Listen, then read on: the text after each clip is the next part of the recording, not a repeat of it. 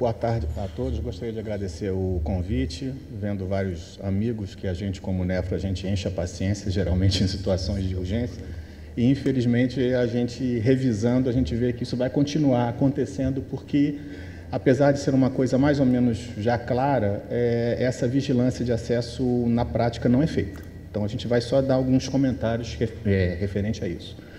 Só a coisa mais importante, a gente comenta, sobretudo com os colegas novos, né, que o acesso é a linha da vida. Então, aquilo é a vida do paciente, ele precisa daquilo para fazer um tratamento de maneira correta. A disfunção do acesso, uma coisa que importa, é a principal morbidade e motivo maior de internação dos pacientes que fazem hemodiálise. Uma revisão pelos dados do Medicare te dão 20% das hospitalizações dos pacientes em hemodiálise são devido à complicação de acesso, e esse dado é mais antigo, em 2001, 7,5% dos custos tem a ver com isso. Tá? Essa corrida atrás de protocolos de monitoramento e vigilância vem do final dos anos 80, dos anos 90, pela quantidade de problemas que aconteceram com os acessos, muitos enxertos, né? E isso já foi visto que isso ajuda muito em termos, sobretudo, de curto e médio prazo, em termos de correr atrás de estenoses, tratar quadros de tromboses, porém, a longo prazo ainda não está muito claro se isso realmente aumenta a sobrevida da fístula dos acessos a longo prazo. E, em cima disso, alguns trabalhos ou alguns protocolos, entre eles o KIDO-QI, que é o que a gente utiliza mais, que nós vamos falar. A fístula, um bom uso da fístula é só a parte final, onde depende de uma série de coisas que não vem ao caso, desde encaminhamento precoce do paciente, monitoragem da evolução da fístula, aonde que a nossa parte seria especificamente isso, vigilância da complicação desses acessos. Aqui, só para vocês terem noção, uma série de trabalhos que denotam a importância de preservar esses acessos, quer dizer, desses protocolos valerem a pena no sentido de aumentar a patência desses acessos, a importância do exame clínico, que é uma coisa que é muito mal feita e muito pouco feita nas unidades de diálise, tá? E aqui eu tenho um estudo a longo prazo, esse estudo de que pega 1.570 pacientes, onde define-se que parece haver benefício na vigilância desse acesso. Porém, estudos a longo prazo, a gente não consegue definir ainda manutenção da perviedade desse acesso a longo prazo. Tá? São vários artigos. Aqui um trabalho de 2006, onde, considerando do lado direito sobrevida de fístula e sobrevida de enxertos, que praticamente se unem nesse outro do nosso lado direito, basicamente por causa de quê? Porque no lado de lá eu tinha um protocolo de monitoragem e de vigilância desses acessos. Com um preço, eu acabo intervindo 6 vezes mais nos enxertos do que nas fístulas. Tá?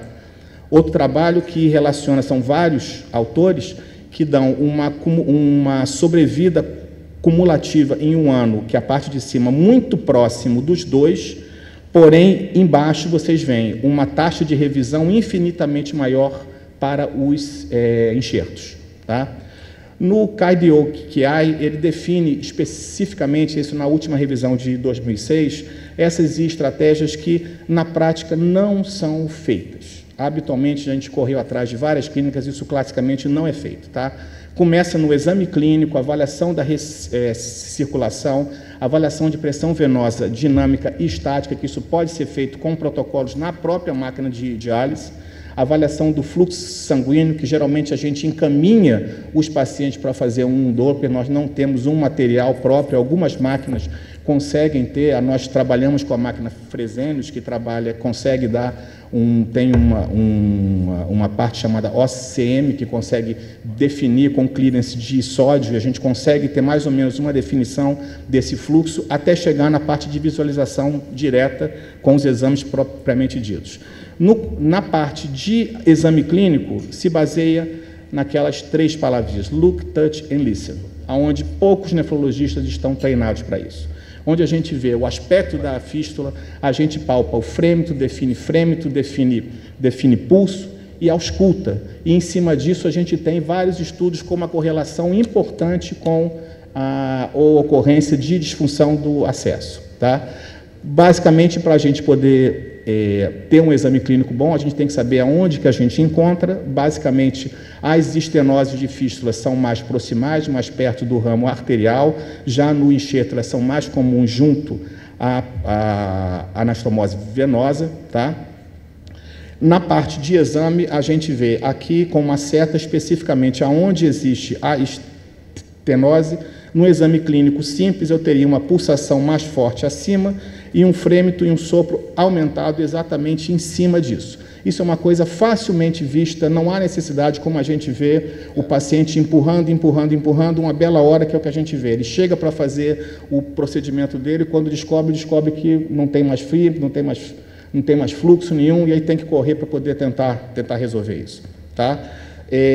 Algumas técnicas, aqui em cima uma estenose, onde eu tenho o aumento do pulso na frente, tá? Ou seja, um pulso aumentado como noção de obstrução da parte de drenagem, e quando eu palpo, quando eu faço a compressão da fístula em A, eu aumento o pulso em B. Isso quer dizer o quê? Que a entrada da fístula estaria pérvia. Isso, por incrível que pareça, tem uma boa correlação em fístula para alterações visíveis com outros métodos de imagem. Da mesma coisa, você pode fazer isso no enxerto, tá? Para vendo tanto a avaliação de obstrução aferente quanto obstrução eferente, tá? Na avaliação clínica, eu tenho os dados normais, onde eu tenho frêmito só na anastomose, um pulso que é suave, facilmente compressível, um fluxo de baixa amplitude que tem que ser contínuo e cisto diastólico. Qualquer alteração diferente disso, quanto mais intensa, isso orienta muito referente a uma disfunção desse acesso. Tá? Como falência precoce de FAV, eu tenho duas causas principais, ou a estenose venosa justa anastomótica, ou a ocorrência de veias acessórias, que são avaliações que o médico bem treinado, que o nefrologista bem treinado, pode ver isso e passar isso para o colega vascular. É uma coisa que, infelizmente, isso eu assumo, a gente não é treinado especificamente para isso. Tá?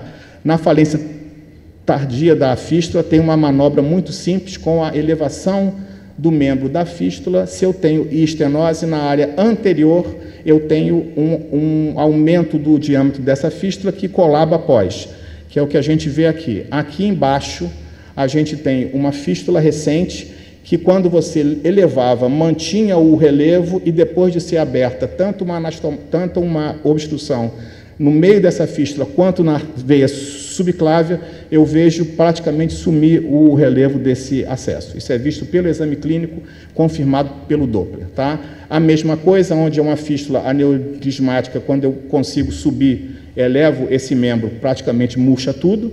Tá? Às vezes é muito fácil, quando você tem uma obstrução venosa central, com aumento, possivelmente com infecção nessa fístula e com essa rede venosa vista. Tá? As avaliações de fluxo que a gente tem, que podem ser feitas de várias formas. A nossa máquina é essa aqui de baixo, nós temos como avaliar o fluxo na diálise, propriamente dita. Alguns critérios de fluxo e de alteração de pressão estática são indicativos para ser encaminhado o paciente para uma avaliação mais ativa, no caso, uma fistulografia, tá? Que eu não vou passar, que é mais ou menos isso. Estenoses, quando são vistas, estenose maior que 50% não é indicativo de mexer. Opa, tem como... Oi? Tem como? Um pouquinhozinho só, gente. Um minutinho. Não? Mais um minuto. Então, tá bom. E estenose acima de 50%, eu tenho que ter alteração funcional dessa fístula, tá? São os parâmetros de vigilância que eu tenho para fístula e para enxerto. Tá? Basicamente, o que a gente vê na prática é isso: alterações de pressão venosa, pressão arterial, fluxo sanguíneo, recirculação na máquina e problemas referentes à punção, dificuldade de punção, sangramento, remora e saída de coágulos. Isso é o que a gente acaba vendo, e aí, quando acontece isso, geralmente não tem mais muita coisa que a gente faça. Recirculação com a fórmula, tá? e é essa situação que a gente acaba vendo com uma certa frequência e a gente gostaria de não encontrar. Tá? Desculpa aí o tempo.